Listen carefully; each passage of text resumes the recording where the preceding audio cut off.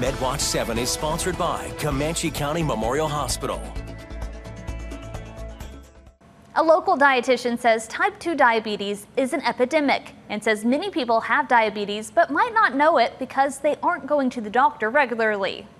Doctors refer diabetes patients to Jan Miller, a registered dietitian. She's one of 3 at the Lawton Community Health Center. She says when she first meets patients, she likes to help them learn about the disease and talk to them about 7 things: lifestyle, exercise, medication, monitoring, healthy coping, reducing risks, and problem solving. What is the hardest thing for you about your diabetes? What do you think we need to work on? You know, this is your disease.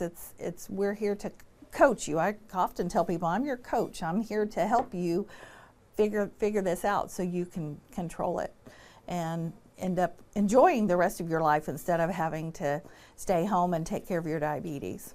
Miller says going to the doctor and knowing your sugar levels is important because they want to work with people who are borderline diabetic in hopes of keeping it at bay. If we can prevent diabetes from being actually diagnosed and keep people under the prediabetes and even closer into a healthier numbers for their hemoglobin A1C, we're much happier to reduce their risk for all kinds of chronic diseases that are related or can come along with the type 2 diabetes. Miller says she talks to them about how to test, when to test, and what their numbers should be. I get that question a lot. What are my numbers? Even though we go over it, sometimes you get confused. Before meal it should be something, after meals it should be something else. My number should be something else when I go exercise. So, you know, again, we don't want to we want to avoid high swings of blood sugars and we want to avoid low blood sugar swings. While there are diet changes that need to happen, Miller says she sometimes sees people overcorrect. They're going from enormous amount of carbohydrates to very little. And there is a happy medium here on carbohydrates. I think people somehow have gotten the idea that they're quote bad.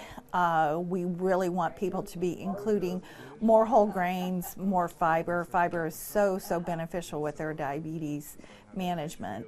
Miller says most people are not getting the amount of fiber they need in a day. When it comes to diet and what to eat and what not to eat, she says they follow the recommendations from the American Diabetes Association and try to meet people in the middle.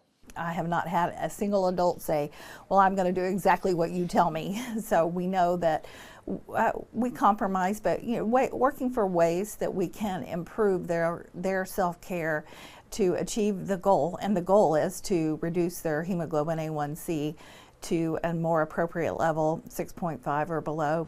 She says the level will be adjusted based on if a person has kidney or heart issues. For Medwatch 7, I'm Haley Wilson.